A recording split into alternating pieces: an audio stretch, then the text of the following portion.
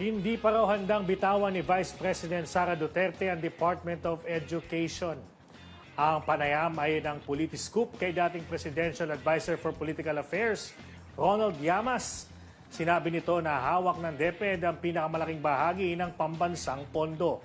Dagdag pa ni Llamas, wala rin kasing confidential at intelligence fund si VP Sara matapos itong tapyasin ng Kongreso at ibinigay sa mga ahensya na tumutugon sa tensyon sa West Philippine Sea. Kaya para sa dating cabinet official, hindi pa handang bitawan ng Vice Presidente ang DepEd Secretary post kahit pa hindi maganda ang performance ng ating education system. Yan ba ay bibitawan pa niya? Baka hindi pa siya handang bitawan yan, no? Kahit palala ng palala yung ating educational system, palala ng palala yung ating PISA report, palala ng palala yung ating learning poverty.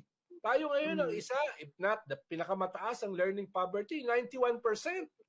So napakagaling, napakaganda ng output ng DepEd Secretary, no? Kaya hindi na rin sustainable yung kanyang role.